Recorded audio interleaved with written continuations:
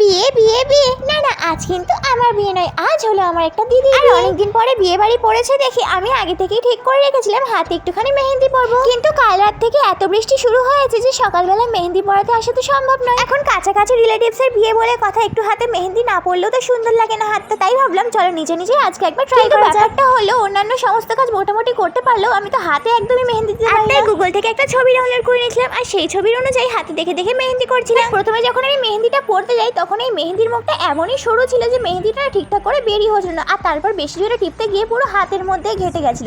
দেন আমি একটুখানি ফুটো করে তারপরে পরলাম। এই দেখো ফাইনালি কিন্তু আমার মেহেন্দি পরা এখন হয়ে গেছে, আর 2 ঘন্টা রান্না রাখার পর মেহেন্দিটা কিন্তু শুকিয়েও গেছে। তাই মায়ের কথা অনুযায়ী একটুখানি লেবু আর চিনি দিয়ে হাতে মিক্স করে মা বলে যে হাতের মধ্যে নাকি লেবু চিনি দিলে এটা নাকি কালারটা আরো বেশি ফোটে। দিন এটাকে 15 মিনিট রেখে লেবুর জলটাকে শুকানোর জন্য ভালো করে হাতটাকে সেঁকে নিয়ে ধুয়ে নিয়েছি। এই দেখো আমার মেহেন্দি কিন্তু একদম রেডি। তো চলো এখন আমি মেহেন্দি পরে বিয়ে বাড়ি যাই, আর তোমরা সাবস্ক্রাইব করে দাও। Bye bye.